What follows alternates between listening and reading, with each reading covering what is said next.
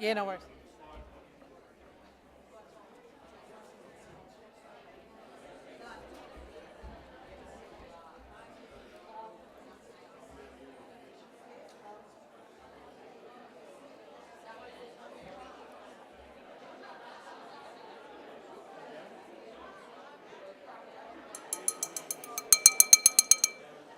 Well, good morning.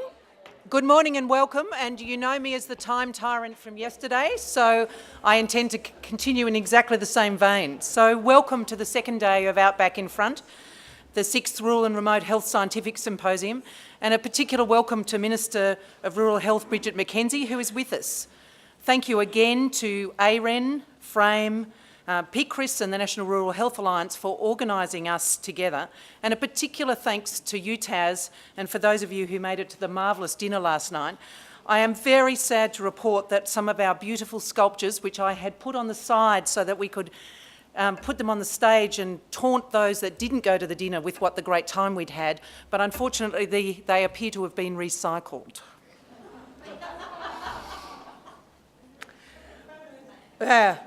I also want to acknowledge the 20th anniversary of the Aboriginal and Torres Strait Islander-led and focused health research, which we celebrated last year, as you remember, with the establishment in 1997 of the 4 CRCs looking specifically at Indigenous health research.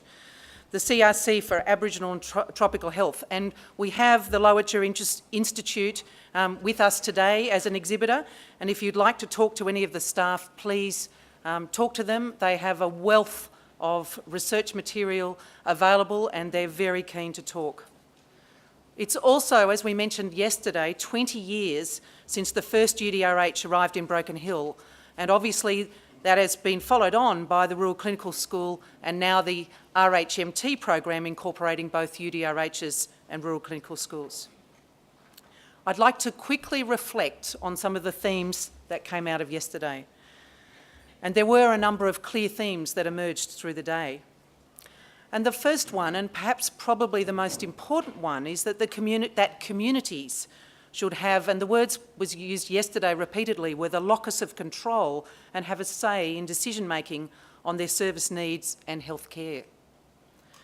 And secondly, we discovered that between 2000 and 2014, that an average of 1.1% of NHMRC-funded research was acquitted to rural health research.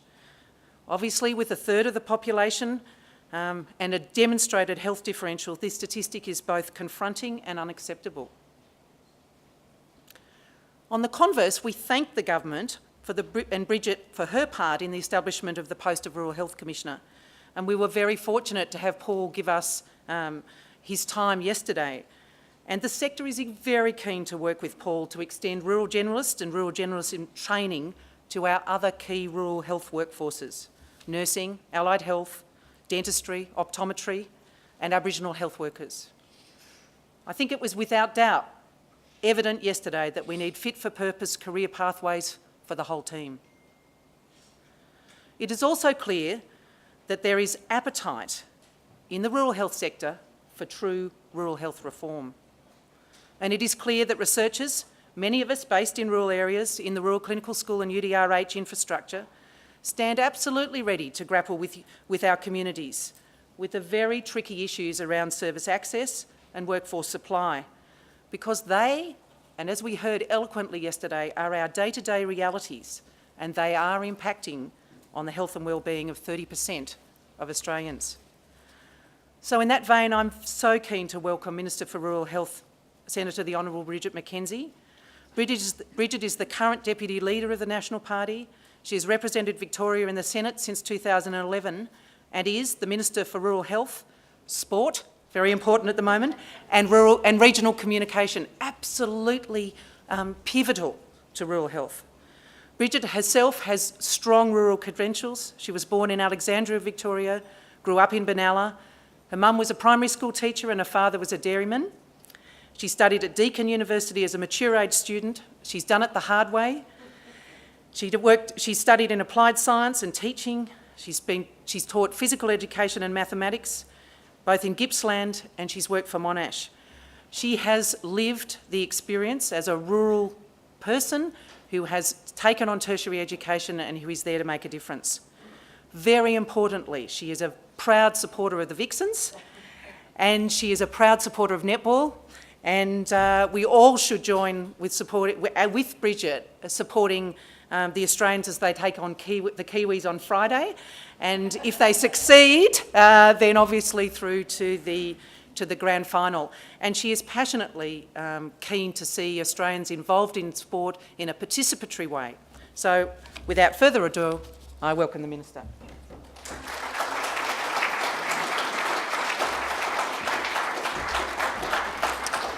Well, thank you very much. It gives me great pleasure to be with you and amongst you this morning.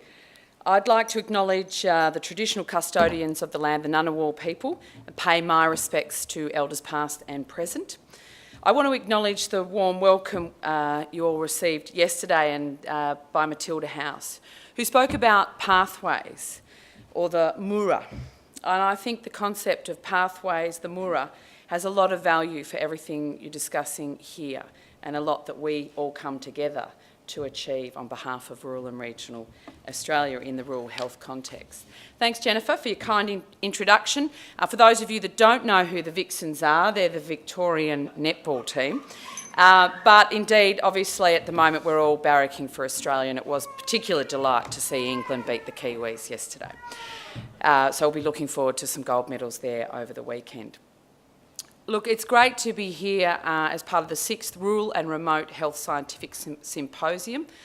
Your plenary session this morning is on closing the gap, and my colleague, the Minister for Indigenous Health, Ken Wyatt, is unfortunately unable to attend today, but he does send his best wishes.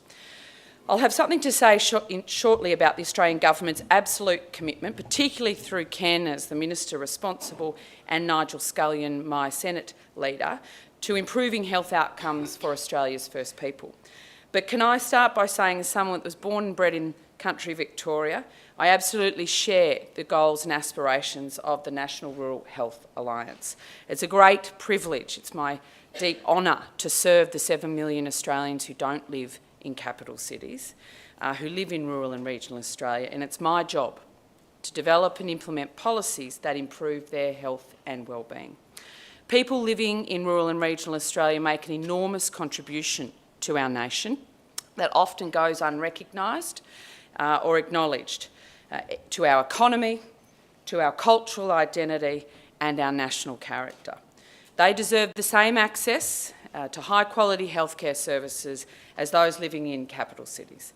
And I know every single one of you in the room today is committed to that outcome, and I'm focused on working with you to improve the capacity, the quality and distribution of health services to ensure the sector gets the attention and resources it deserves and needs to deliver on our joint mission. The Coalition Government has a clear plan to improve health outcomes in rural and regional Australia. It's multi-pronged, comprises of a strategic and long-term commitment.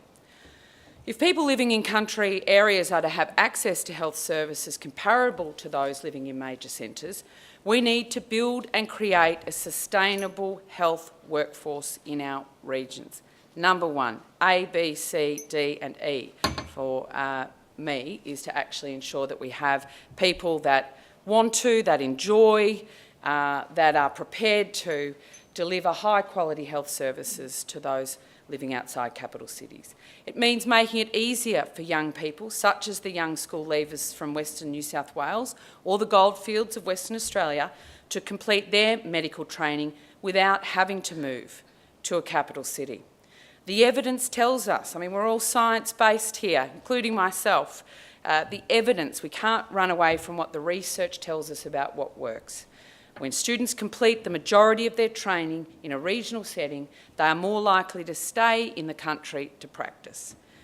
It too means offering incentives for doctors and other health professionals to live and work in country areas so they can know what we all inherently know and believe, that it's not a bad thing to live, work and grow up in a rural and regional area. We're focused as a government on creating the settings to make this possible. We're supporting the health workforce and investing in areas to address health issues that specifically affect those people living in rural and regional areas. Our rural communities are incredibly resilient. We know that, but I get a little tired of people using that as an excuse on not to back us. You know, but we're not unbreakable, I think, is probably what we always need to follow that sentence with. Droughts, flood, isolation can test the most seemingly unbreakable of spirits. And so, as a government, we're investing in the mental health for people living in rural and regional areas and utilising technology and innovative approaches to overcome the tyranny of distance. I haven't quite worked out bifocals, so I've got to do that. Ageing. As part of this, we're investing in a range of initiatives to make it easier for people in country areas to find a pathway, a mura, to be more active, to have healthier lifestyles, not just eating healthy food and making healthy choices, but making it easier for them to connect into physical activity and sports. Because what we do know, sport and physical activity does assist our physical health, but increasingly the body of research around its impact on our mental health is overwhelming. So we need to ensure that Australians are finding physical activity that they can connect with. And this will give Australians in the rural areas, particularly younger Australians, the tools they need to make choices to lead longer and happier lives. I know following my address you'll have a discussion about improving the health outcomes for Aboriginal and Torres Strait Islander people. If you look back over the past 10 years, the Closing the Gap framework has been in place. There has been plenty to celebrate, but there are still many challenges to overcome. As this year's Closing the Gap report notes, Aboriginal and Torres Strait Islander people, on average, are living longer than ever before, and factors contributing to the gap, such as death from circulatory disease, heart attack and stroke, are going down. I don't, though, wish to overstate the progress that's been made, but the Closing the Gap target to halve the gap in child mortality is on track to be met this year, with the rate falling 35%. I mean, it's quite incredible, since 1998. The key target to close the gap in life expectancy by 2031 is not on track, although Indigenous mortality rates have declined by 14% since 1998. In a first world country as wonderful as Australia, it is simply unacceptable that we still have a life expectancy gap between Indigenous and non-Indigenous Australians of around 10 years. Closing the gap requires intergenerational commitment and investment, and is the responsibility of the whole health sector. It also requires a commitment to economic empowerment. If we look at what the determinant around health outcomes, it is around median income levels, right? It is around educational attainment. So we need to be working right across government and community to ensure that all those factors, causal factors impacting on health outcomes, are being addressed.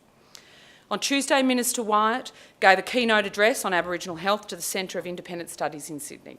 He acknowledged the progress being made, but spoke extensively about the coordination and effort required to combat debilitating and deadly conditions. He said, and I quote, "We need to be fully committed to sitting down and listening, hearing what's being said, making the changes needed to improve outcomes, and continuing to invest in programs at a local level."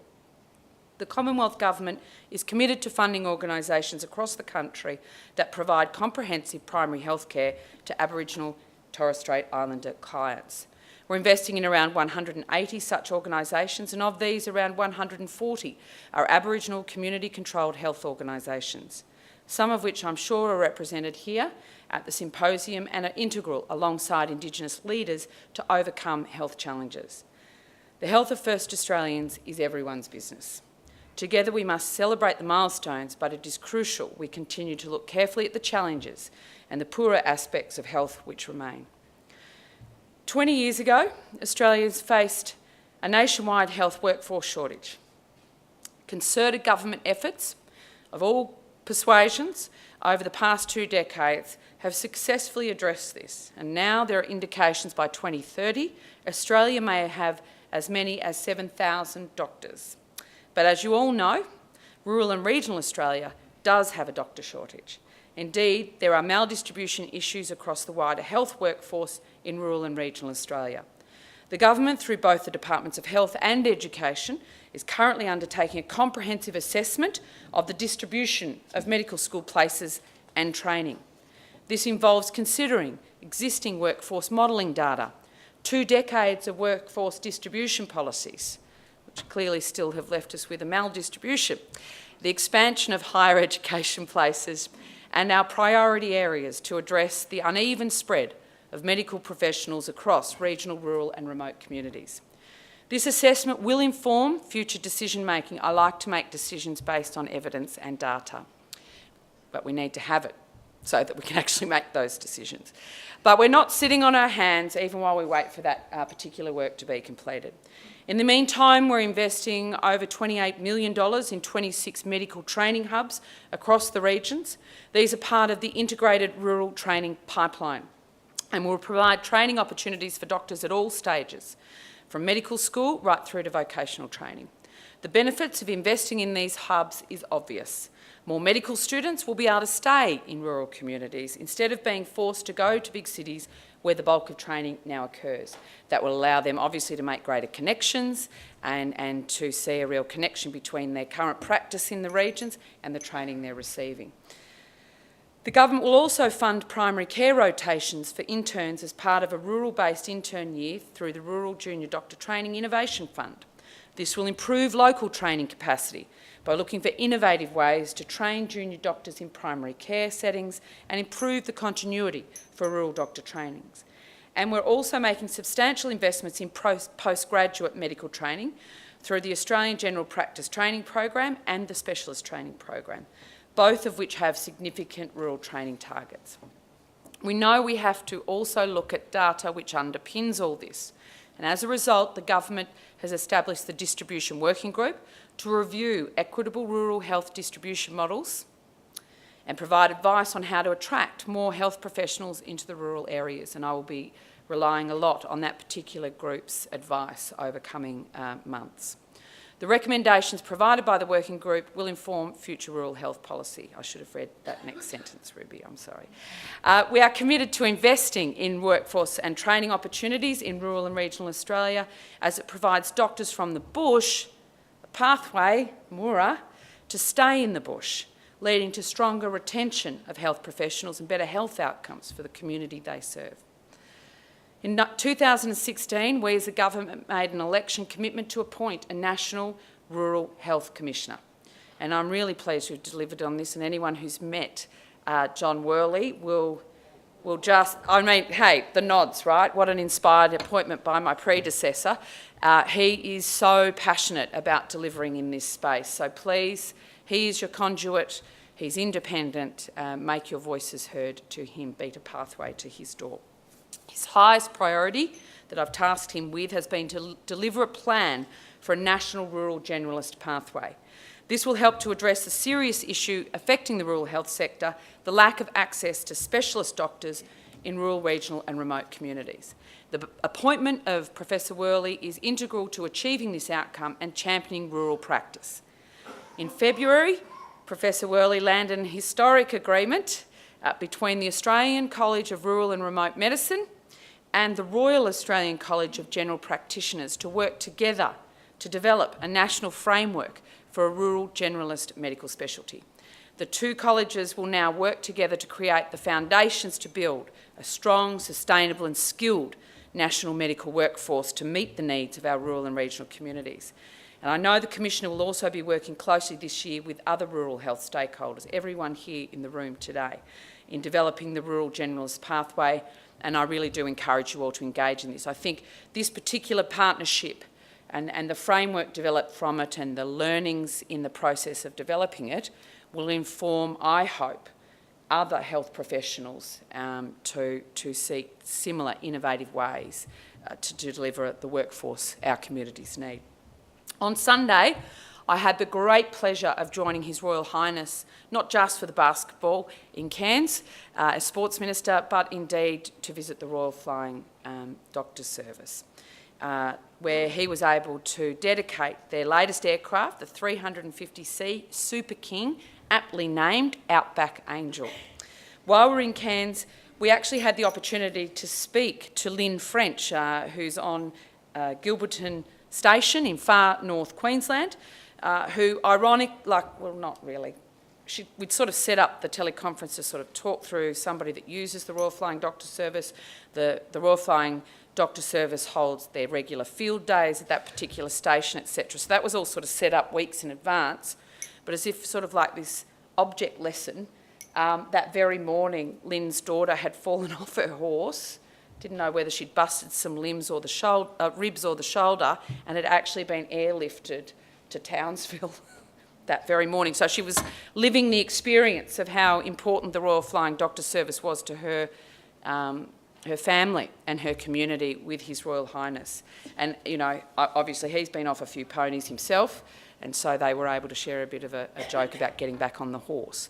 But I think that particular experience underlined the importance of the RFDS to the over 330,000 people that they touch every single year, whether they're running a clinic at the Nullarbor Roadhouse, which I'm dying to go and visit, or psychological mental health services using telehealth at 3 a.m.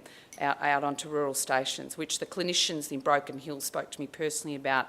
Just what a fantastic innovation that was, that allowed them to directly speak to people 3 a.m, get them the help they needed in a really, really timely manner, and then follow it up, obviously, with personal visits post that critical incident. For over 90 years, the RFDS has been helping those who live in our communities in the most challenging of circumstances. 90 years of changing lives, 90 years of saving lives. And it was my great pleasure to see the Prime Minister announce the money we'd secured through budget process, shall we say, $84 million just before Easter, which was fantastic. This additional investment will continue the aeromedical services, dental outreach services, and will also be able to put more psychologists and mental health nurses on the ground in areas where they're needed most. Many remote areas and communities rely on this very unique, quintessential Australian response to health services in the bush by this iconic organisation. The last thing I just briefly wanted to touch on was the importance of innovation and technology in the provision of high-quality medical services to those living in rural and regional Australia. That video link call to Lynn was an example, I guess, of being able to use the latest technology to deliver services to people living outside of capital cities. And I also saw that on show in Moranbah in central Queensland, a mining town, where the local hospital has really been scaled down to really just being a little ED space, if you like, before people could be medevaced, stabilised and then medevaced to a larger hospital in the region. And their use of the telehealth services to assist, they told us this great story, ended well, so it is great. At the time it was quite traumatic, but a grazier that came in with, like, seriously was doing the fencing with an iron, like a fence post through his leg. And how did these nurses and health professionals who weren't specialists in that area stabilise this patient so that he could be medevaced to get it dealt with? And they were able to do that by having very high-tech telehealth services, if you like, being able to remotely beam into the specialists in the capital city who said, you know, do this, do that, stitch here, hold that, no, don't do that, and to stabilise that particular patient and get him the help he needed. So very, very proud to be part of a government that's seeing an increase in those particular services. In conclusion, the Australian government believes all Australians, and me particularly as Deputy Leader of the National Party, that no matter where you live in this great country of ours, you should have access as right of citizenship to high quality and timely health services. And we will continue to make significant investments in rural and regional health to further strengthen the system. We will continue to take a holistic approach to improving health outcomes in country areas, and we are committed to responding to the needs of local communities to ensure that location is not a barrier to accessing high quality healthcare. Thank you very much, and I look forward to hearing the outcomes of your symposium.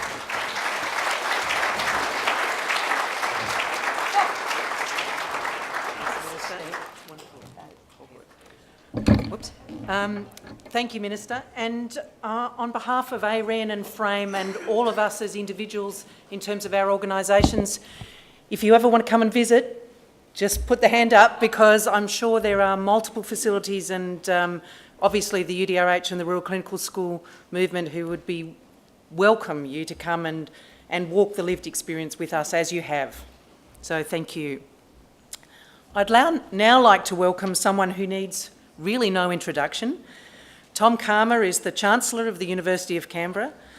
Tom served as the Aboriginal and Torres Strait Islander Social Justice Commissioner from 2004 to 2010 and as Race Discrimination Commissioner from 2004 until 2009 at the Australian Human Rights Commission. For over 40 years, Tom has championed the rights, responsibility and welfare of Aboriginal and Torres Strait Islander people, focusing on rural and remote Australia, health, education, justice reinvestment, research, reconciliation and economic development. Tom is currently the chair of Ninti 1, which builds opportunities for people in remote Australia through applied research, innovation and community development. But there are a couple of things you mightn't know about Tom. One is that he's the second Aboriginal and Torres Strait Islander to hold the position of Chancellor at an Australian university. And very importantly, it's the 6-month celebration of his 2 new titanium knees. Without further ado, here is Tom.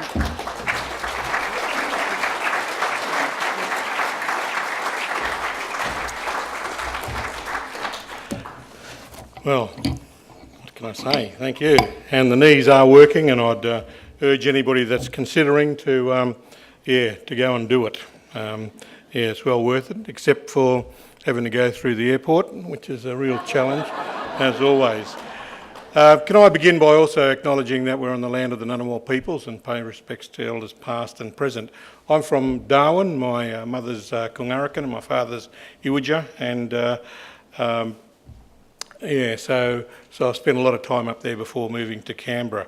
But also, I wanted to get at the very outset an apology that I have to leave immediately after speaking, or something I don't always encourage. But I'm convening graduations at University of Canberra this morning, so I've got to hit and run. So this is just a reminder of what we're talking about in remote Australia, and those little dots are all the communities, and I've worked in a lot of those, as mentioned, as chair of Ninti 1, which we manage the Cooperative Research Centre for Remote Economic Participation until recent years, and prior to that was the Desert Knowledge CRC. I manage on behalf of the government the National Tackling Indigenous Smoking Program, which is one of the big success stories in Indigenous health, where we have seen a reduction in smoking. Still a long way to go, but the rate that we're reducing at just over 2% a year is at a far better pace than it was for the general population, and do a fair bit of work around mental health, suicide prevention across remote Australia, and provide advice to government on that. I guess what I wanted to do today is not talk about a scientific approach to looking at health, but talking about some of the issues and challenges, and one of the potential solutions. I guess when we look at public policy development, one of the real challenges that we've got is that too often we're getting, and this is not just in health, but generally, fly-in visits from bureaucrats or researchers who will spend a couple of days in communities and come out as wise as they can be. And even worse than that is when people are just based in Canberra and make decisions on behalf of rural and remote Australia. And that's, again, for the whole population, not just Aboriginal Torres Strait Islander people.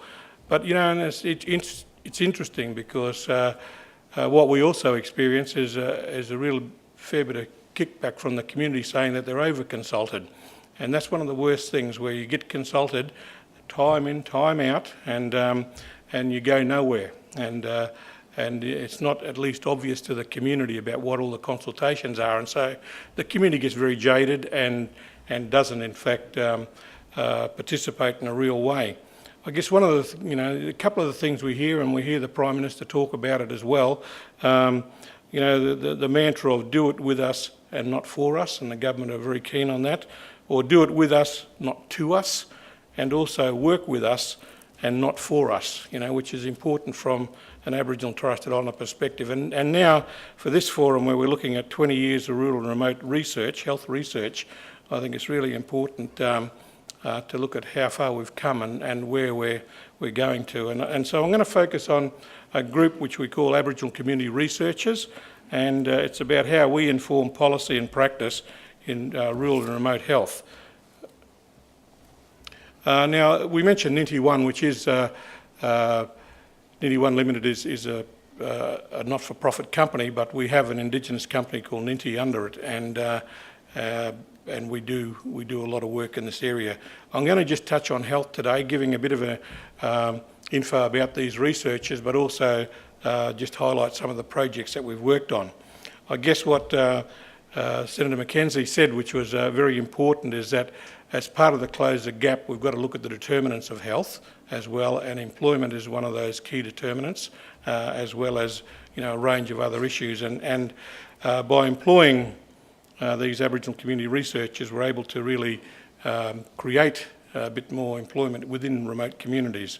And as this says, we've got over 250 Aboriginal community researchers working across 100 communities, and we've been doing this for a number of years. And these guys, men and women, have been trained in research methodologies and different approaches. But what's so important about it is that the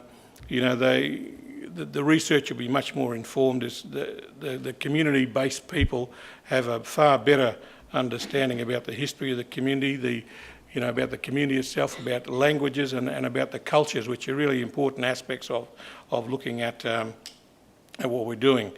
We work with a whole range of people, from the corporate sector to the industry sector, governments and community organisations in the work that we do. And I'll touch a bit more on that, but they're just highlighting some of the communities that we work in, the majority of communities we work in. We really are keen on looking at a shared space and a partnership between all the parties that are involved, be it government, who are one of our big clients, but also the research sector and the community sector. And we recognise that in doing that, if we do work it as a partnership, there is a whole lot of shared space which we can work on. And our communities, our community-based people are the people that can collect that data and provide it. And the key thing is that it's the relationship that they have within the community that's already there, that doesn't need to be developed if you're an external person coming into the community. And or what we hear so much for, and why there's a lot of inefficiency in research projects, is that people will rock up to a community, but the people that they thought they were going to see aren't there, and so they're not able to to work it. And just as an aside, not through Ninti, but another organisation that I chair and patron, the Poach Indigenous Health Network, and the work that we do in New South Wales for the New South Wales Government in dental health services shows that we're able to, because of our relationships with the community, we're able to be twice as efficient, and we can do services for a quarter of the price that government can do it, because we know when people are about, we have the arrangements. And so when a dentist flies in, a government dentist flies in, there'll be somebody there to meet him, and not him or her, and it's not a wasted trip. So it's those type of efficiencies that I think we can get out of what we're doing. It's all about participatory research, our focus, and it's about actions that must be done with people and not for or not on people, and that's critically important for us as Aboriginal and Torres Strait Islander people. And I emphasise Aboriginal and Torres Strait Islander people because it is a very, very big sector, and it's a very big cash cow for many organisations who are wanting to do work out there, and it's important. And I shouldn't say cash cow in a negative way, but it is a good way, a source of income for researchers as and when you get it. But we, through our research, we look at project management, community development, participatory research, as I mentioned, and particularly evaluation services, and work with ongoing evaluations of projects as we get there. And we also work with the researcher on planning and design of the research project. This is where we're engaged. We manage the logistics and all the on-ground, and particularly the logistics of getting people together for when the researchers arrive. But we do a lot of the preliminary research on behalf of, and we conduct much of the research, as I said, but we also analyse the reporting. And I think what's also important is that we provide feedback to the community at the end of the projects.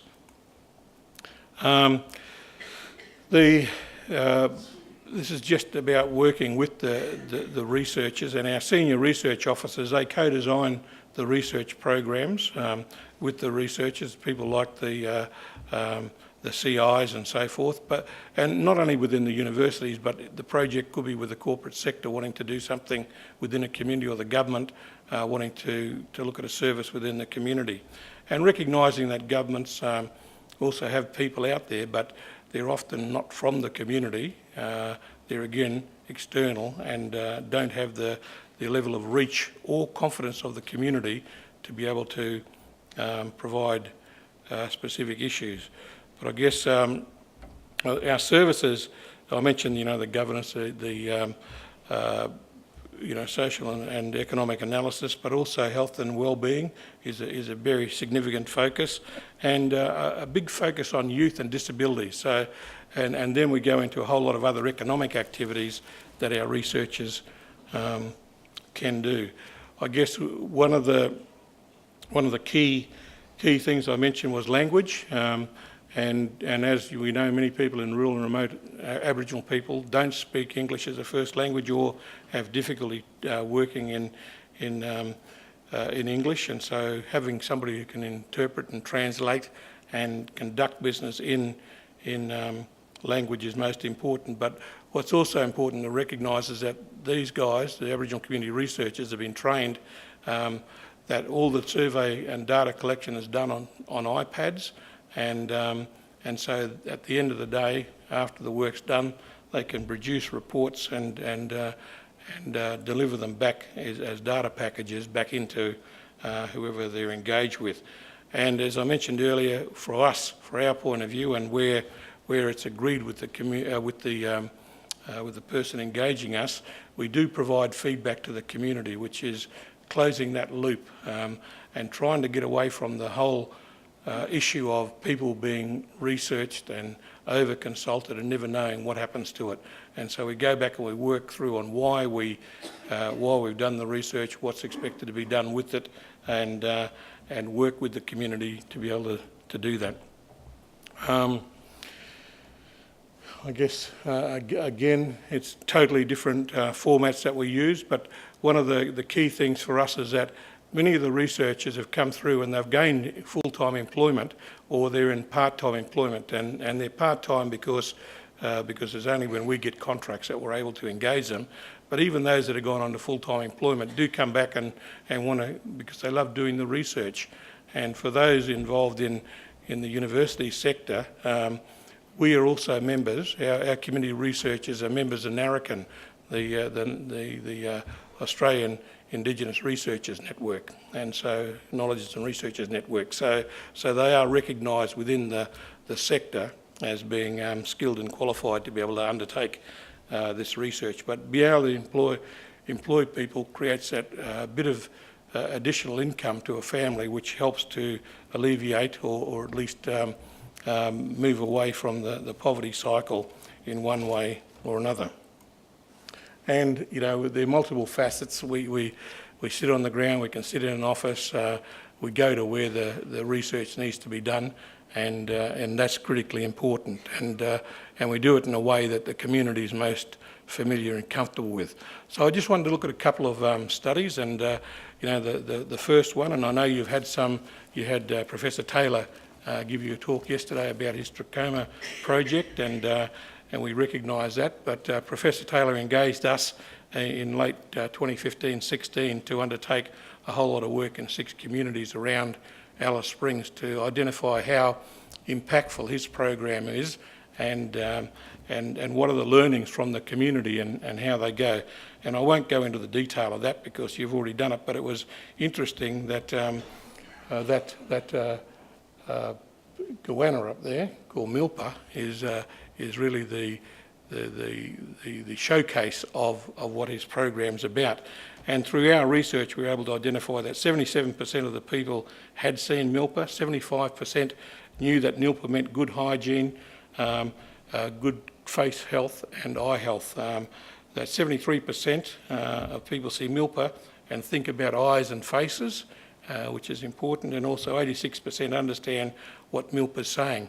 So when we look at impact, it becomes very important to understand what the community knows and of our products to see whether they need to be tweaked or whatever to go ahead. But that is a successful program, and you can talk to Hugh if you want to find out more about that one.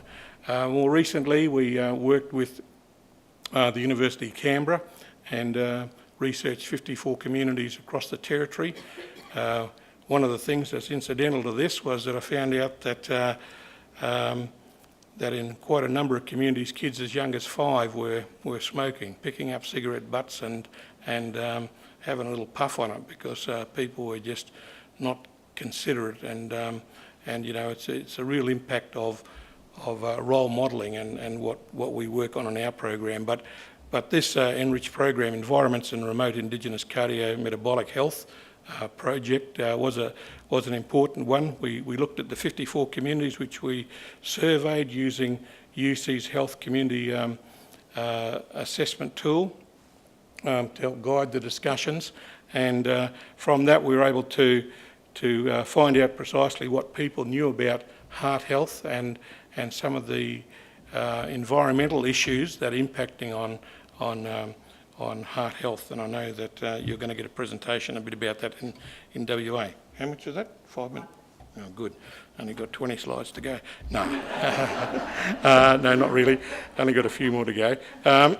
But knowing which aspects of the community environment influence heart health is important, for the community to understand. And so it's not only collecting data, but it's that loop that we keep on going, I keep on referring back to, is feeding back to the community. And so a lot of our Aboriginal community research has also become what we call Indigenous community change agents, because of that additional role that they do in working. So, even though we've still got a long way to go, it's, we are seeing some results. The Brian Holden Vision Institute and CRC Vision project that we did, which was also fairly good. We completed that in 2016. It was a 2-year project, and it was really looking at developing and delivering the world's first intelligent retina camera, and it was basically about early detection through retina imaging to try and identify onset of disease. And this project was pretty exciting because it was not only the Australian partners, but we had American partners and also Chinese partners, and something like about 11 million scans had been done in China that we were able to reference, and from that identify disease. So that's still got a bit to go with, to see whether it gets into broader application. But our role there was to work with the community, not in conducting the scans, but the community's understanding about it, and try and break down some of the fear factor about what was happening, because that's one of the sad things for a lot of Aboriginal people, and why our health outcomes are not the best is because we're a bit fearful about finding out about what we might be experiencing, and so it's late presentation, which is always a real issue on that. So that was an important project on there. The population and labour mobility research, which we did, over 2,000 surveys done in the Alice Springs region, really looking at why people are coming to town, or why not coming to town, whether they could make it or not, and so we conducted those to find out where people go, why they go, how they go, and what problems they encountered. And from a health perspective, it becomes very important, and we know about the purple bus and the purple house in Alice Springs, and all the dialysis equipment and people not wanting to move into town, but it is, the reality is that there is a lot of movement, and that becomes very inefficient or very expensive for Aboriginal people. So we were able to influence things like transport systems, service provision, the planning for shopping, sports and other cultural events. And it became important, and this is the associated aspect to it, is how the basic card had an influence on people's capacity to do some of these activities and you know, be able to provide advice back to government of the value of cultural and other social interactions which lead to better mental health outcomes and wellbeing outcomes. I mentioned the Tackling Indigenous Smoking program. Ninti 1 hosts the National Best Practice Unit, which is the only one of its kind across the nation where a third party, a non-government party, helps to deliver programs on behalf of government, but also working with these 37 grant recipients to have a better understanding about evaluation, about service delivery, so we get some standardisation without wanting to clone everything, but you know, particularly on the reporting, making sure that people understand their obligations. But we work with the Punapima Health Service in the Cape York to train up their trainers. This is the Ninti community researchers, to train their staff about tackling Indigenous smoking activity, and we're also working across you know, which we call a cascade. So we train them and they go on and train and deliver their services, and we're doing that across a number of other communities in the Cape York. And it just shows, I wanted to show the diversity of activities that our staff can do, and we do it on behalf and in conjunction with whoever's purchasing the service, so that it becomes a you know, a really important activity. This is just looking at some of the other activities that we do on those communities that might be interesting. But I just wanted to finish by saying that it's, you know, I'd really encourage researchers, be you community-based or in universities, in the cities, to think about, you know, what you want to get out of your research and how it's the best way, the most efficient and effective way of getting that. We argue that you do that by engaging somebody from within the community, somebody who's trained in research methodology, somebody who understands about ethics, as they've been trained in that, and how to collect data and then report on that data back to you as the prime researchers, and they do it in a way that you want it done. So they're your arms and legs within the community, but also to remember the very big importance of making sure that we have a feedback loop into the community as to why we do it. So I leave you with this, just our contact details. Thank you for this short time. Apologies that I've got to go. You'll be told a bit later about one of our graduates, key graduates, who's with you in the audience today, and yeah, which we're very proud of. So thank you.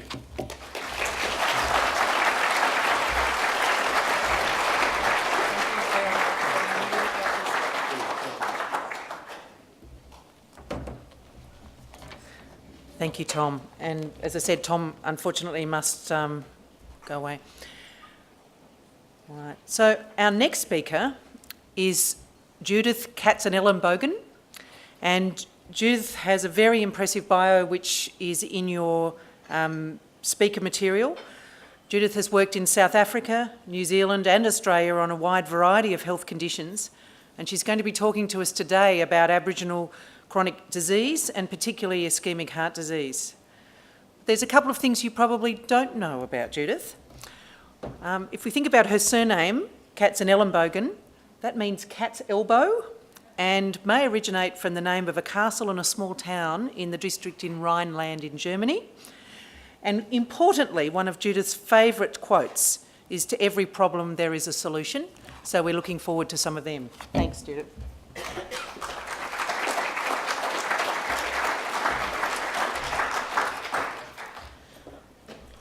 Thank you very much.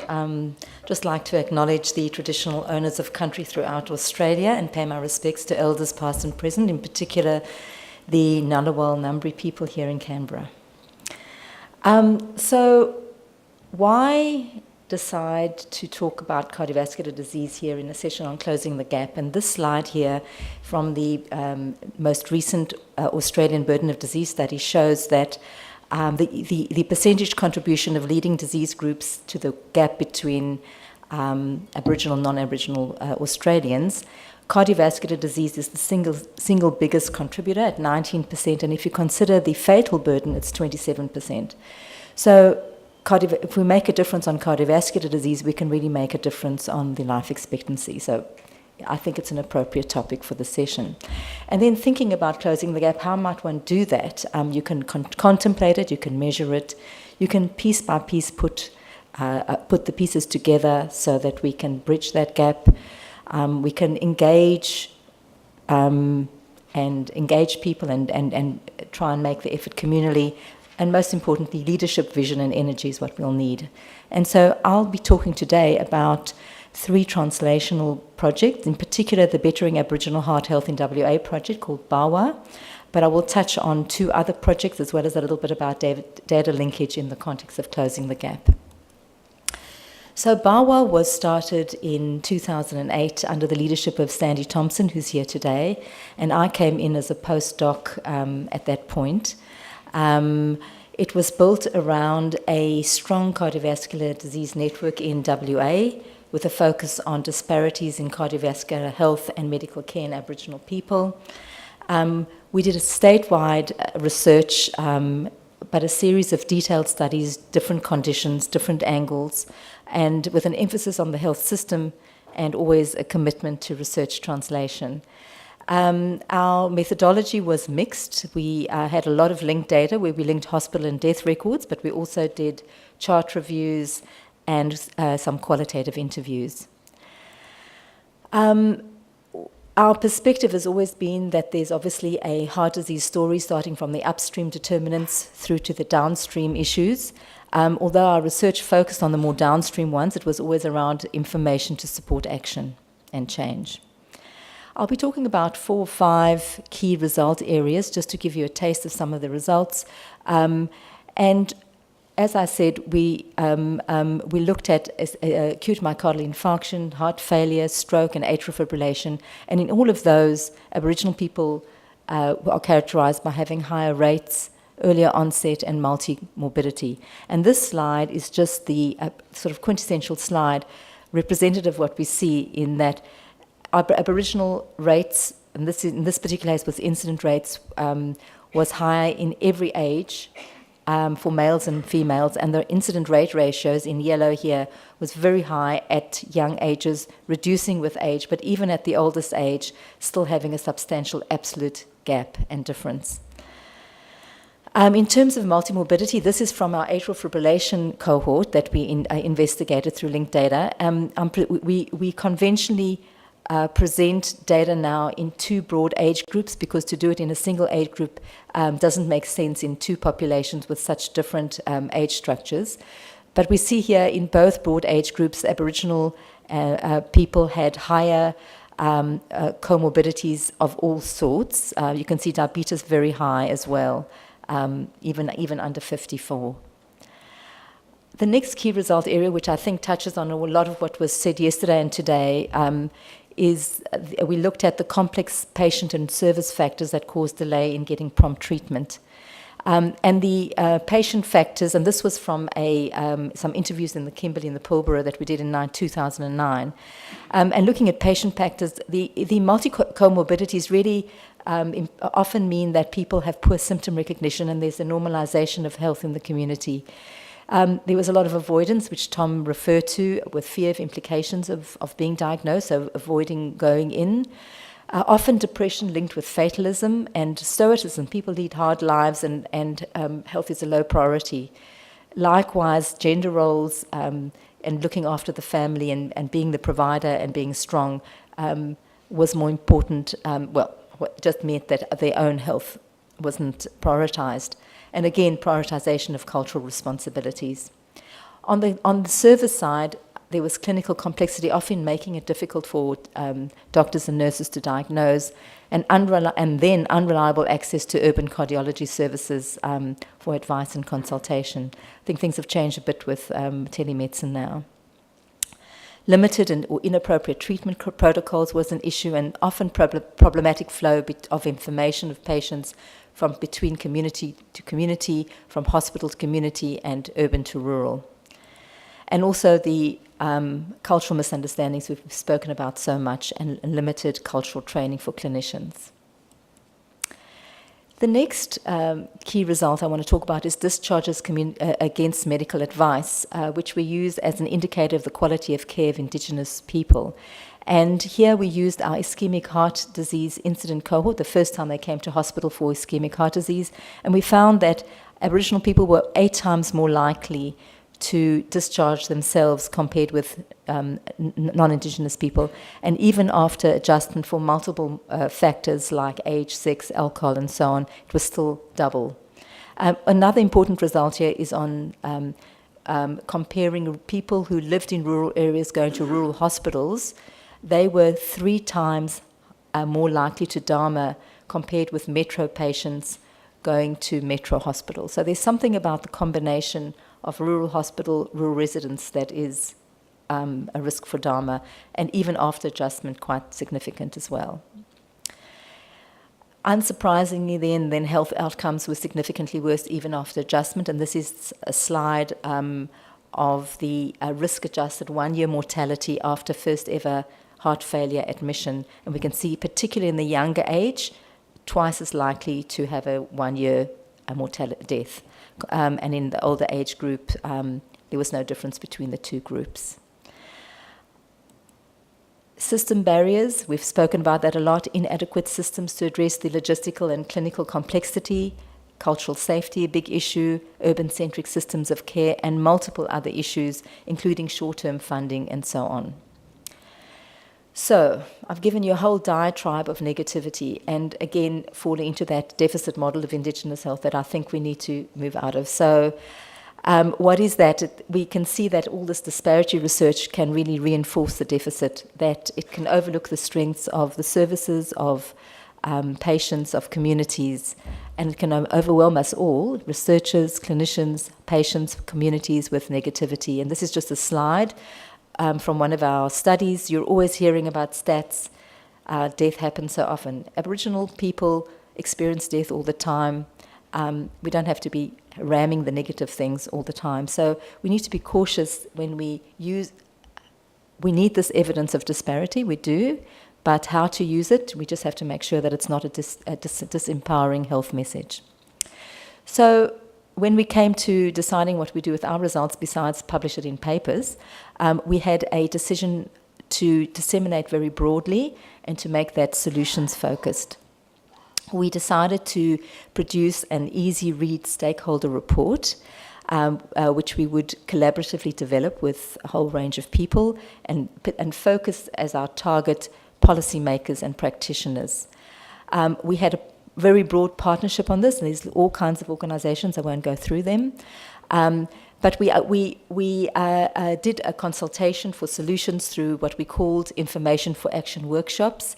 We had representatives from all these diverse sectors where we shared ideas, knowledge, and experiences, and we got some support for a stakeholder reference group to help guide our report, both in terms of content as well as style. And this is the report that was published in 2015. It was a stakeholder easy read report. We had 2 sections to it. Part 1 was all the results of our 30-odd studies that we'd done over the period in an easy read format, which was sort of vetoed by our stakeholder group to tell us what was easy to read and not. And more importantly was really part 2, which was around strategies to improve Aboriginal heart health. And here we looked at actions at different levels, at individual, family, community level, then at organizational level and policy level. We used case studies and good news stories, and we had some resources there to help translate some of our recommendations into practice. Also important was our sort of articulation of what we see as the pyramid of Aboriginal heart disease. At the base of that pyramid are the social determinants, which we all know about, colonisation, poverty, lack of education, and so on. These in turn leading to the environment, to the lifestyle factors and lifestyles that people lead, full of stress, poor diet, lack of exercise, and so on. These in turn lead to the precursors of heart disease, diabetes, high cholesterol, and so on, and ultimately causing heart disease. And we can see here that bottom rung of the pyramid is common to many diseases, and so every disease has its pathway, but that common social determinants is so powerful. And for every level of that pyramid, we then also developed building blocks of solutions. And again, social policy and system change probably being able to make the most difference at that base level, but then healthy lifestyle promotion, early diagnosis and treatment with good primary care, and then good specialist care at the top level. And there's no single level that one does on its own, it's really them all, although we all would agree that if we sorted out that base level, it would make a huge difference. We had a lot of media around this report. Some of it was in the radio news, some of the popular medical magazines and so on, as well as the written media. And we haven't had an ongoing legacy of the project. At the moment, we've got some updated linked data, which we're currently actually looking at analysing the trends to see if there's been an impact of closing the gap, and we're going to be trying to do that in very ecological sort of way. We're also contributing to some other national analyses, which I'll talk about a little bit later. Also, we have an ongoing contribution to the cardiovascular networks in WA. We've held workforce education workshops, for example, in the Pilbara, where we did a multidisciplinary heart health workshop for doctors, allied health nurses, and Aboriginal health workers. And we've also have produced some resources, and this is an example of an educational videos that we produced after our workshop. That's online at the WACRA website. I'd just like to acknowledge a very broad team that was involved with this project, and a lot of them are still involved, some of them not so involved, but the project lives on. Now, just moving briefly to another initiative around rheumatic heart disease. Just a little bit about rheumatic heart disease for those who don't know. It starts with a strep infection of the skin or throat, and in those people who don't get antibiotic treatment, a small percentage develop an autoimmune reaction called acute rheumatic fever.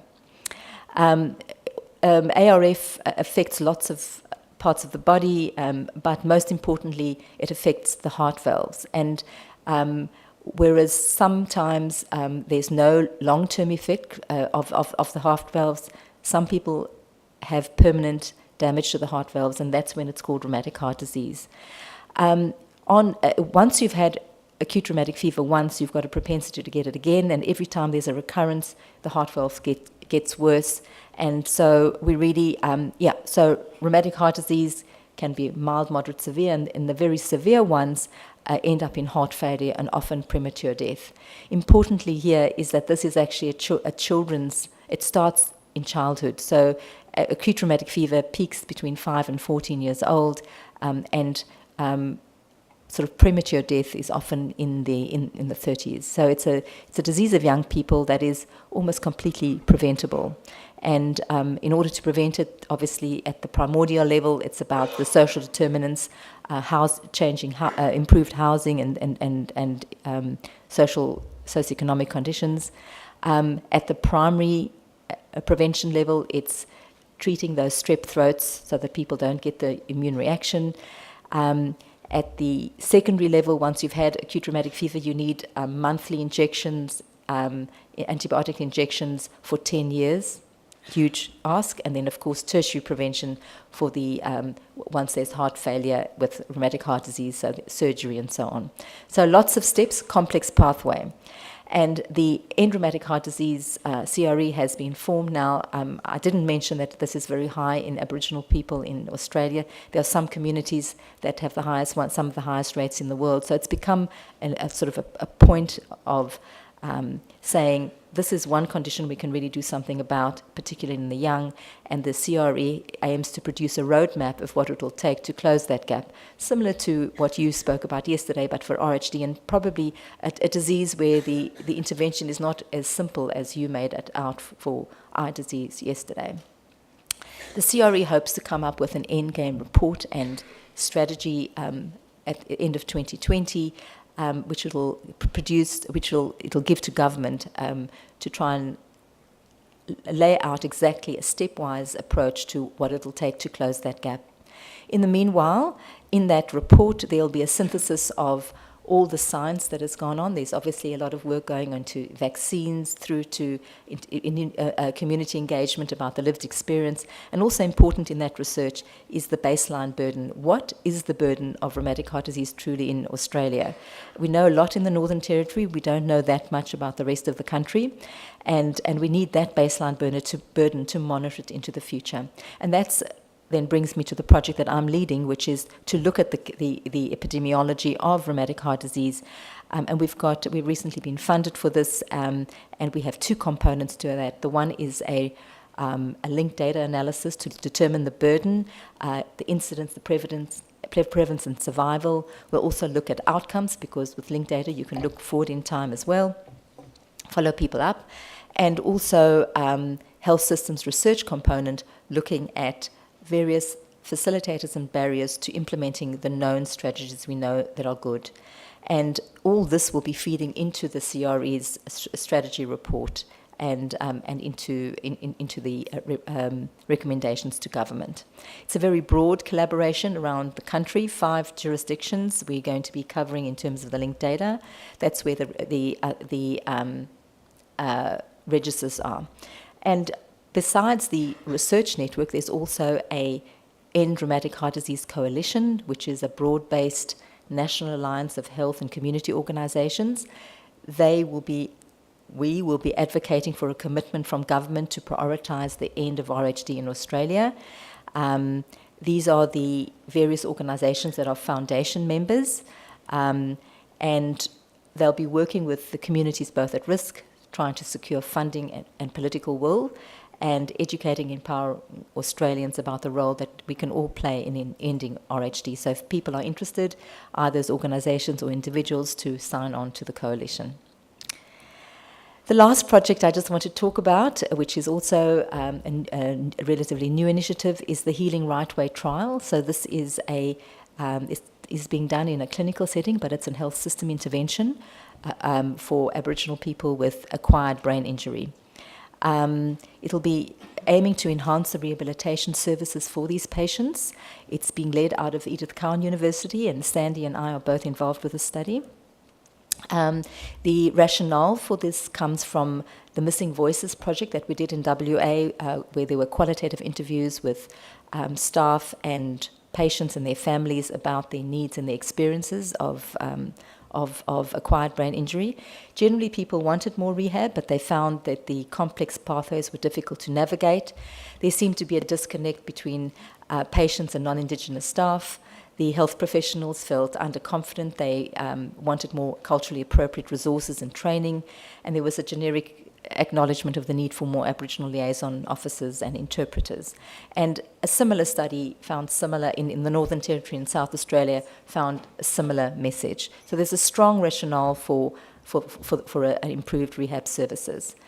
The Healing Right Way trial is a partnership project, so we're aiming to improve the quality of life for these patients through a delivery of culturally appropriate rehab services to this population group. We'll be producing an economic model to support the business case for increased funding and a process evaluation as well. The actual interventions are actually twofold. The first one is the training and employment of an Aboriginal injury coordinator. So each hospital will have one of these. Well, it won't be hospital-based. It's actually an in-reach service to support acute and post-discharge care. And the second component is cultural security training for hospital staff tailored to the service delivery of Aboriginal people with brain injury. And this is not just a generic cultural security training. It actually has fairly clinical, targeted components like communication skills, the local treatment protocols, Aboriginal constructs around brain injury and what they are, some culturally appropriate assessment tools and therapy tools, and personal stories videos that we have from the previous study. So the trial design is the step wedge design. There'll be 4 metro and 4 regional hospitals all receiving the intervention in a sequential fashion. And in parallel, there'll be a process evaluation nested in the trial. Now, a process evaluation is required for complex interventions, and this is a complex intervention in a complex context. So we definitely need one of these, and we hope to be investigating how we implement the study so that it can inform and tweak some of our implementation, but more importantly also to interpret our results at the end. It's also a big team, and more importantly, the project partners are very strong there, the government health services, the NGOs, as well as the Aboriginal medical sector. The last point I just want to make is a little bit about data linkage. I've obviously done a lot of that in the past. It's really, we need good quality national linked data, and I think in the past, in this forum, there's been people talking about all the data sets in Canberra and AHW have. Well, it's time that we get access to this fantastic national linked data. It's very useful for Aboriginal and rural and remote health monitoring, and because of the small, it allows us to study small and dispersed populations and get sufficient events to really get some more detailed studies, get some power there. It's also would be very useful for monitoring progress towards goals like closing the gap at a person basis and sort of a person-based analysis. At the moment, there's prohibitive delays in getting this data, but we do have some multi-jurisdictional studies underway which I'd like to share with you. I'm involved with 3 of these. The one is the rheumatic heart disease one, which I've spoken about, the acute coronary syndrome one, where we're building on some of the BAWA work, and we're going to be doing that in 3 states, and a stroke linked data study in 4 states.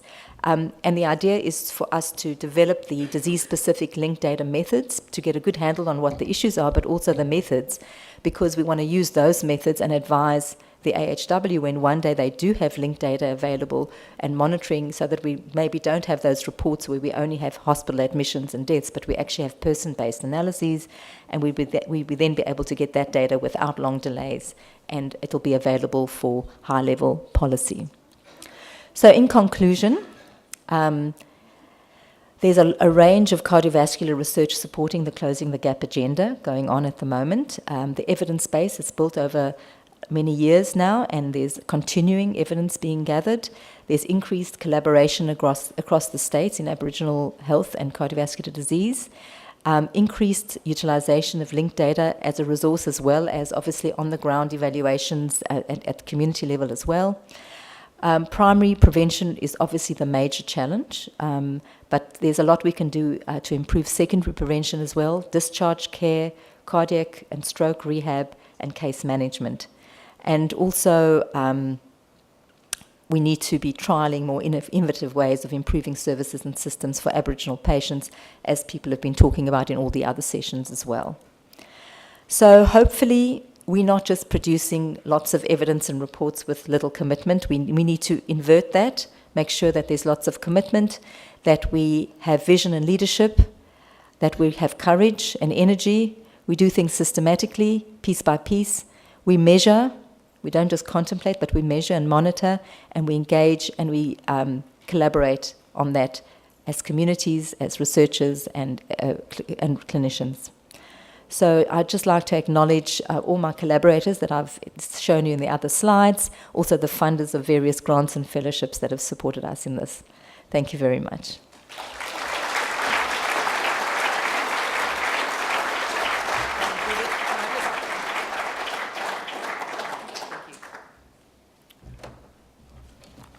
Well, thank you, Judith, for that very thought-provoking presentation. And obviously, following in the theme of closing the gap, I welcome Professor Alan Kass, who's the director of the Menzies School of Health Research. As most of us are aware, Menzies has a long-term commitment to improving Indigenous health and wellbeing and addressing the high-priority health problems of communities in Northern Australia. Alan trained as a nephrologist at Sydney Uni and Royal Prince Alfred, and has pursued a research career focused on the prevention and management of chronic disease and Indigenous health. But what you may not know about Alan is that he invented a new crepe which he retails at the Parrot night markets. Bacon, egg, cheese and mango. I'm not sure how well it sells or whether this is his new business, but he's very proud of it. Thank you, Alan.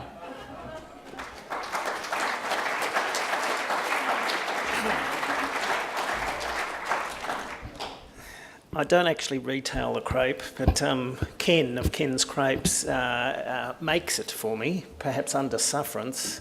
I certainly enjoy it. Well, I'm not sure that anyone else gets that crepe made. Today I do want to talk about kidney disease and the importance of listening to the voices of Aboriginal and Torres Strait Islander people affected by kidney disease. Yes, I'm a kidney specialist, but I think kidney disease is unique.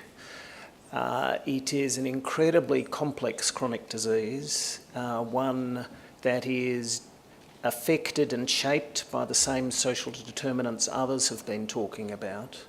But the way in which it is unique is that the way in which we have provided care, Aboriginal people have been required to leave their community, their country, has caused massive disruptions to families. There are many related conditions that cause morbidity and affect our quality of life, but in general, you can live in a community with your diabetes, with your heart disease, with your trachoma, but through the way our health system has operated, when you have developed severe kidney disease, and 1 in 40 Aboriginal adults in the Northern Territory now survive on maintenance haemodialysis. 1 in 40. In that situation, it causes massive, permanent disruption for individuals, families and communities. So I think that's why it's so critical that we have a whole-of-system approach and that we engage, listen deeply to what people and their families and communities say and challenge the way in which we provide services and think about responses. People have been talking about these issues over the last day and a half. The interrelated chronic vascular metabolic diseases and cancer, early mortality due to these is what makes up the vast bulk of the gap in life expectancy.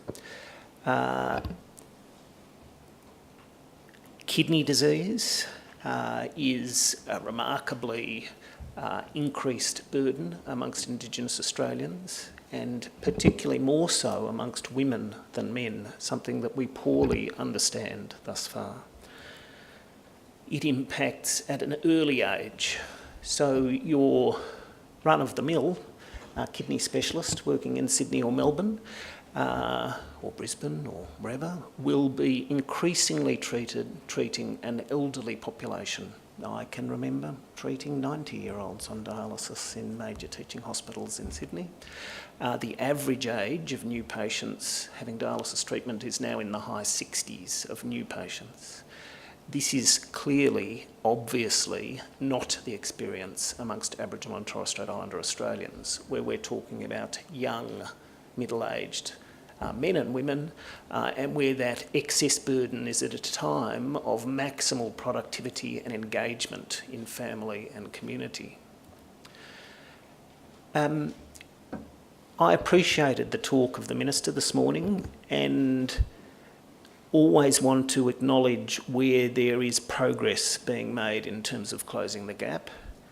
Unfortunately, at the moment, I'm a glass half empty person, not a glass half full person. And I'm going to present now briefly evidence why I think, unless we do something fundamentally different about the prevention of chronic disease, the gap in life expectancy will grow over the next generation, not continue to narrow. Why do I think that? The critical things, I think, are the rapid increase in overweight and obesity amongst young people. Now, this is a global phenomenon, but is particularly prominent amongst Indigenous populations. And of course, what's intriguing on this slide is that the most rapid rate of increase is in here poorest countries, so that, as one might not surprise us, high income, is now virtually that with the lowest prevalence of the population of overweight children. But there you can see internationally that it's the lower income and lower medium middle income that are increasing at the most rapid rate. But what I'm interested in particularly is that we see a rapid increase in elevated blood pressure, obesity and type 2 diabetes in young amongst Indigenous populations in Australia, New Zealand, Canada and the United States. Many of you will have been aware of the case report, I think in the Lancet a few years ago, of a 5-year-old Torres Strait Islander girl diagnosed with type 2, what we would normally call adult onset diabetes. I can assure you that if that 5-year-old, and I'll show the evidence why I can assure you of this, survives well into adulthood and doesn't, unfortunately, die early of myocardial infarction or stroke, she will be on dialysis before she's 40. What concerns me is that and the rapid increase in the rates of youth onset of type 2 diabetes and diabetes in pregnancy. And it is amongst these people that the risk of renal damage, both development of chronic kidney disease and severe kidney disease requiring dialysis or a transplant, is so much more prominent. So compared to youth type 1 diabetes, or obviously, age, sex and whatever controls, the risk of developing significant renal failure is massively elevated.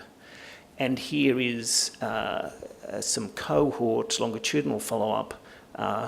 Again, clearly the numbers fall when you get out to 15, 20, whatever years, but showing that incredibly clear divergence amongst the youth onset type 2 diabetes cohort in terms of developing significant renal disease.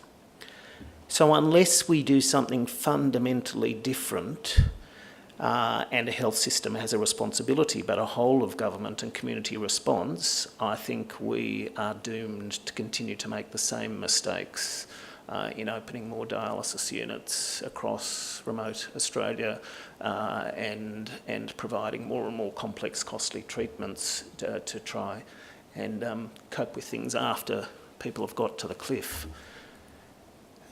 What drives the burden of disease? Quite clearly, I believe this is driven by socioeconomic disadvantage and poverty, where the strongest association, this is not causative, but I can think of and postulate many causative pathways, is that between markers of disadvantage and poverty in Indigenous communities with the burden of kidney disease. I'm trained as a doctor. Many of us here are we're medical professionals predominantly. And so although we need to provide the evidence and advocate for particular responses to address housing, employment, education, and I'll talk about some of those, at the same time, I think there are important things that need to be done within the health system. What is the evidence about kidney disease? So it is clear that low birth weight and intrauterine conditions are strongly related to the risk of developing progressive kidney disease as an adult. And here in a systematic review, looking at cohorts across the globe, I could see about a 75% increased risk in adulthood of people developing significant kidney disease who were born of low birth weight. Here, I think issues about nutrition and food security are fundamentally important in terms of what we need to address about the burden of chronic disease. A photo I took at a remote community of a salad pack in their community store, poor quality food at high cost, at the same time in Coles in whichever capital city. You could see, pristine heads of lettuce that were available. And we know the evidence. I can't cite all of the evidence of a food basket costing 60% more in remote communities than in urban settings, and of the issues of what happens when you're making decisions about feeding a family, for example, and you're on low income. This, of course, gives us pointers to interventions that we might need to undertake in partnership with community. Here, the Shop at Rick study with 20 communities across the Northern Territory implemented a price discount on water, low sugar soft drinks, fruit and vegetables, and showed an increase in the purchase of fruit and vegetables across those communities when that, as would be one plank of a strategy, was implemented. Increasingly, we're very concerned that in remote areas, people with early chronic kidney disease who should be able to be maintained healthy on effective management of blood pressure and diabetes, for example, in communities for many years, are very rapidly progressing to have severe illness, and then in an emergency situation coming to Alice Springs-based Hospital or Darwin Hospital or Cairns or Townsville, needing dialysis to keep them alive. And something that we need a high priority is that intersection between the recurrent burden of infection and progression and development of chronic vascular and metabolic disease. Increasing evidence shows that there is very rapid progression towards dialysis, and that there is again potential for prevention, education and primary care-based strategies to address that intersection between infection and progression of kidney disease. We are working with Aboriginal health services across the Territory, and we know there are a large number of people at risk of or with chronic kidney disease and related metabolic and vascular diseases, and there's strong awareness about these conditions in Aboriginal primary care and rural and remote settings, but that causes incredible challenges to the system in terms of how we ensure people are screened, identified, given best practice treatment, that we maintain contact with these patients and try to achieve the best health outcomes. And there are still gaps. I'm not saying, in fact, some of the evidence suggests that Aboriginal community controlled services are as good as or better than other services across the country, but there's more that we need to do across the country to address this heavy burden of illness. I want to, in the last part of this talk about those patterns of healthcare delivery and the voice of Aboriginal people. And here, perhaps I want to challenge some assumptions. These are assumptions held by my community, for example, those of kidney specialists. But we commonly talk, for example, about Indigenous Australians being heavy, high users of hospital services, that 2.3 times more likely than other Australians to be hospitalised. But almost all of this is due to high rates of hospitalisation for haemodialysis, for end-stage kidney disease. And this is predominantly short admissions for a dialysis session, which happen 3 times a week for people to stay alive. But what it talks to is a fundamentally different pattern of health service delivery. That where for non-Indigenous Australians with severe kidney disease, we are much more effective in a community-based model of service provision, either through giving people more transplants or training more people on peritoneal dialysis or to manage their own haemodialysis at home. The vast, vast, vast majority of Aboriginal and Torres Strait Islander patients receive their ongoing care in hospital at high cost, and I'll talk about what they tell us about this pattern of healthcare delivery. And this again just shows, perhaps like Tom Calma's map, a map where we looked at 6 years of patients commencing treatment for severe kidney disease, where the non-Indigenous patients were. At the time we did this research, the hospital and national data suggested Aboriginal people were in the same place. Why? Because the way they characterised where people were from was to ask them their postcode when they started treatment. by which time someone had moved from the Kimberley to Perth, or someone had moved from Lajamanu to Darwin, or someone had moved from Kiwakara to Alice Springs. So their postcode was the postcode of Perth, or Darwin, or Cairns, or Townsville. So we asked people where they had come from and got this clear picture. So this was the first clear representation of where people were actually from who had kidney disease, and began to bring out and illuminate those issues of getting access to treatment where people wanted it. Then I'd like to finish by talking about 20 years of qualitative research, talking with Aboriginal people about their experiences of care, what matters to them, which I think is critically important. It's been some of the most enjoyable and fundamentally important research that I've been involved in. Some of it has involved me as researcher and being researched, and I'll talk about this in the first example. Here, back in 2001, because we as the kidney specialists, nurses and educators and patients and their families were concerned in Darwin that we felt we were communicating poorly about critical issues around kidney disease, we undertook some participatory action research where patients and community members were full members of the team with us, where we filmed interactions between patients and providers and tried to understand how well we were communicating and the extent of miscommunication, and to think about ways to address that.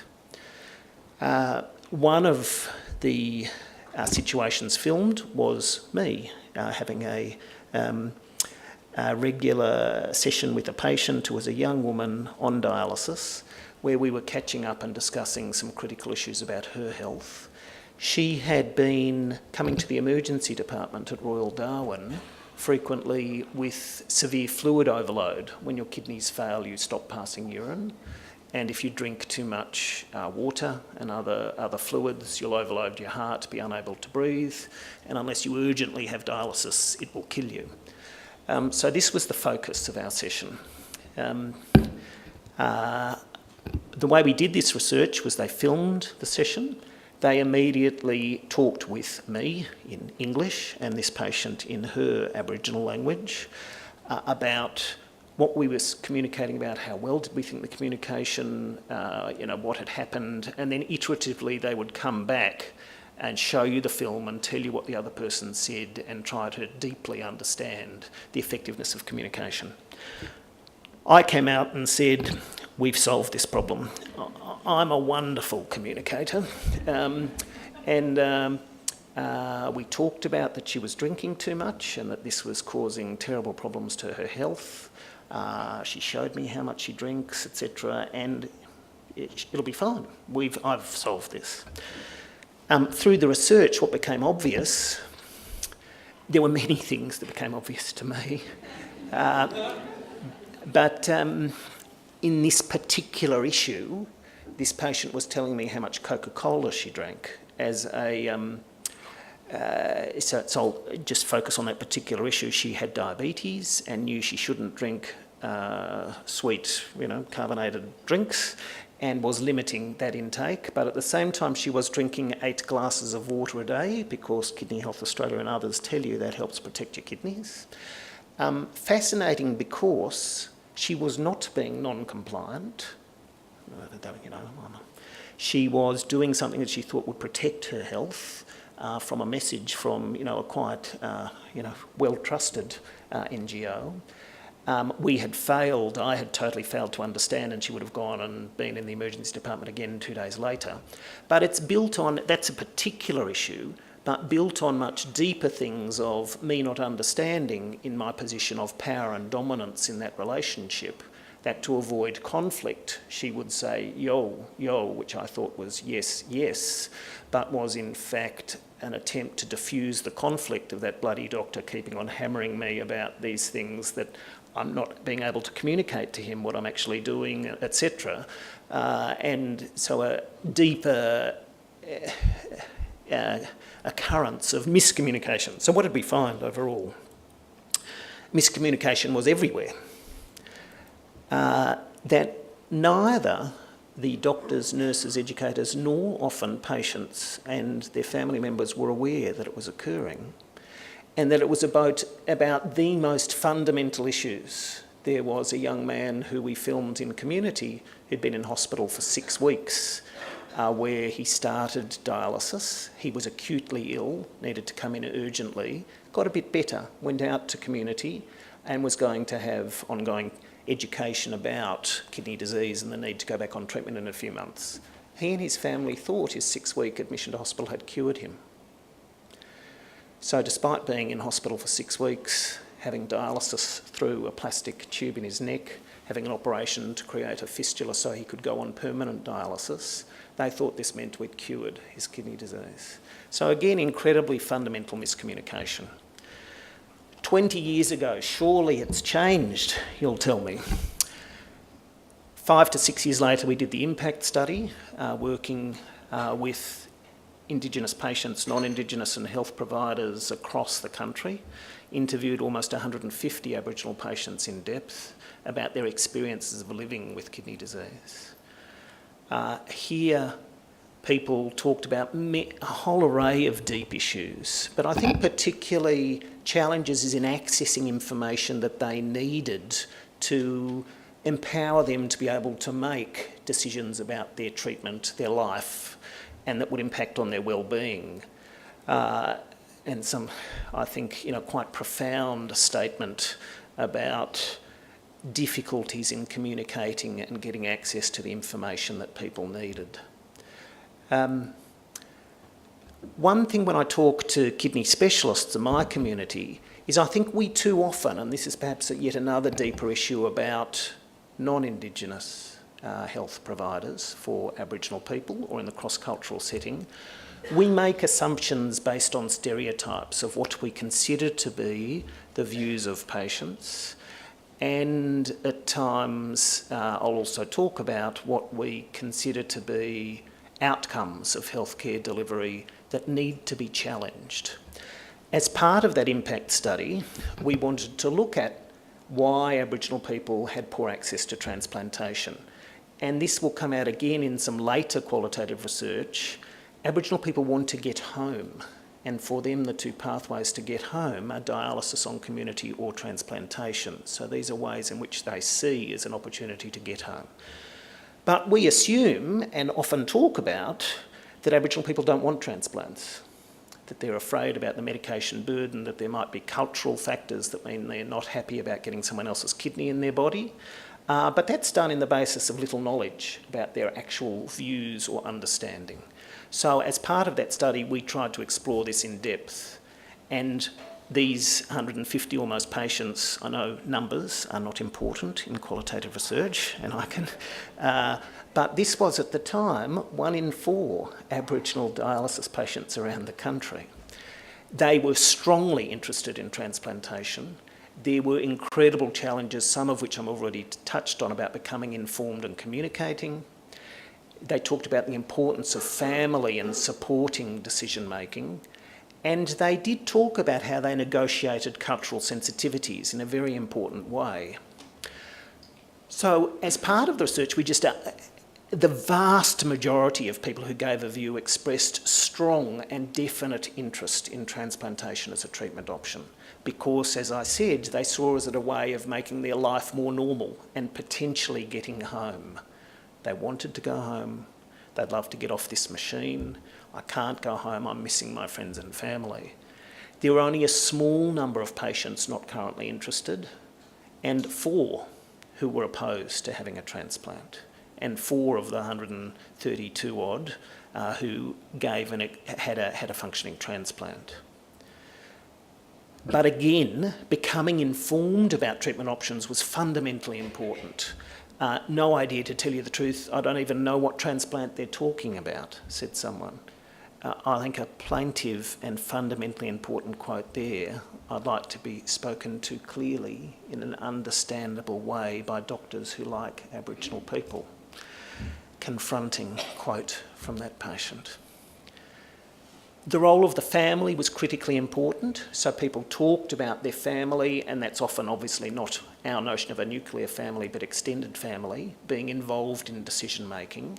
But interesting that, and I'll bring this out in the next slide, that the way that individual experienced health was often the most fundamentally critical issue, and I'll explain why that was. But some people talked about other people who obviously have good kidneys. For them, it's not a life and death question whether or not you should have a transplant, and they talked very much about that. I'm keen to have it. I'm excited to have it. And that's where that cultural sensitivity issue also came through, that people did talk about what might happen if you die with someone else's kidney. But there was that rubric that they should have the right to make decisions about their own health, even acknowledging that there were other competing issues that came out clearly. I have to get a kidney from someone else. That's my decision. It's my body and I want to go ahead. I'm choosing my own choice. You know, that's my identity. So I think what's crucial about that work was still people talk about assumptions that Aboriginal people don't want transplants, that there are cultural issues that get in the way, and that they're not interested. And I think we have to put that to bed, that this research with Aboriginal and Torres Strait Islander patients across the whole country gives a very clear, starkly different view. 5 years later again, we did the Central Australian Renal Study, and people from across Central Australian region talked about the impact of moving away for dialysis. You know, a total despair, this senior community member talked about. In that case, I think, where someone had to go to Adelaide for ongoing treatment. And last year, for the first time, isn't it ironic? So each year we have our annual scientific meeting of the Australian New Zealand Society of Nephrology. We often present research about Indigenous health. Yet for the first time we had an Indigenous Patient Voices Symposium last year, and there's a report on our website where the people talked about what was important to them, solutions from their point of view, and were incredibly clear, passionate, and very powerful in putting what was important to them as issues. And I love this quote, you know, from someone talking about where they felt they were, the importance of their worldview, but also this, we've all now got to pack up and go up to, you know, to talk to the health minister, but a really important day where their solutions came to the forefront. And what were the key things they talked about? Going back to the title of my talk, we want to send to the government a message, we want to have our treatment on our own country. And I can say positively that I had the opportunity to chair the MBS Renal Clinical Task Force, which not only addressed Indigenous health but broad issues about MBS utilisation for people with kidney disease, but we were able to advocate and put in our report and have accepted by the MBS Task Force, and now hopefully going through government consideration, the introduction of a new item for very remote dialysis. Why is that important? Because it's a fundamental barrier to financial sustainability of delivery of dialysis services in very remote areas, that it falls between the cracks between the Commonwealth and state and territory governments, and that there are NGOs stepping in, like Purple House and others, but they raise their funds through philanthropy. So they're always struggling to have sufficient funds, and are others to make this model work. And again, I think it enshrines the notion of community-based, primary care-focused setting and engagement in this delivery model. Patients have talked very powerfully about a community-based Indigenous workforce, patient preceptors, healthcare navigators, coaches. And I think it's incumbent on us as people involved in delivering services and in research to partner with these organisations to fully develop, implement and evaluate these types of models so that we can make the case to health services why it will have an impact and why it's valuable and why these people should be salaried and supported and define a role like that. I want to finish by talking about transplantation. Again, I'm talking about this because patients see it as a way home and because the assumption is that there are worse outcomes for Aboriginal people. Again, an assumption that I think we need to do careful, targeted research to challenge. We know, here you might look at this, over 15 years, the number of Aboriginal people who've received transplants in Australia has, almost doubled at the same time as it's doubled for non-Indigenous Australians, but there's the numbers. So an Aboriginal person of the right age, sort of 18 to 55, 60 odd on dialysis, has less than probably about 1 in 5 to 1 in 6 chance of receiving a transplant as a non-Indigenous Australian. This is not improving. So we can see that it's Indigenous Australians, the access to transplant is worsening. This is not about living in rural or remote Australia. Non-Indigenous Australians in rural and remote Australia have equal access to transplantation as non-Indigenous Australians in urban areas, whereas for the Indigenous Australians you can see that that is critically important. The assumption that we need to challenge is whether it's beneficial and how our assumptions shape the way resources are allocated in health systems. So here, there is a notion that you need 80% survival for 5 years to be predicted to be considered appropriate for a transplant, and some leading kidney specialists, one appearing on 7:30 program on the ABC where this was debated, saying that Aboriginal people don't do well with transplant anyway, so they do better on dialysis. And here the most careful recent analysis that's going to be presented at the Transplant Society this year, we know for patients in general, a transplant leads to better quality of life, lower cost to the health system and for people to live longer. And I think we can put to bed that this is not the case for Indigenous Australians. Yes, the benefit may not be as maximal, and that's another discussion about equity versus utility, where I'm firmly on the equity side, and I think that's what the Australian population support. But we can put to bed this notion that Aboriginal people don't get clear benefit out of kidney transplantation. They do, and this is the best analysis and will be presented in the next month or two.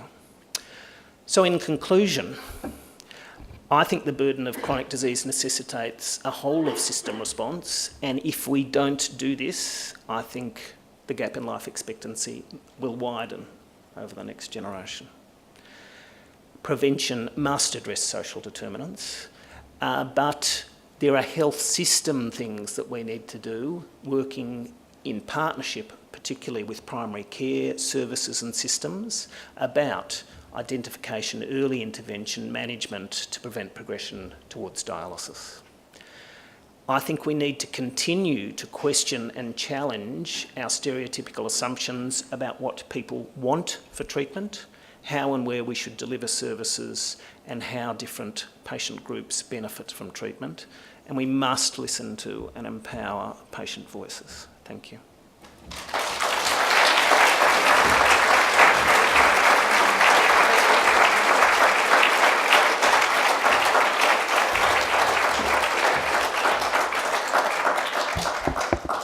Well, on behalf of you all, I think I just want to reflect and thank both Judith and Alan, who are still here, and obviously Tom and Minister McKenzie for an extraordinarily thought-provoking, confronting, and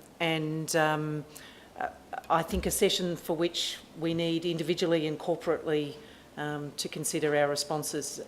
So thank you, and I'm sure many of us will want to talk to Alan and Judith over morning tea and over the rest of the conference. A couple of quick housekeeping things. Obviously, we are having, after morning tea, we have a session that involves the Regano, remember, and the general presentations.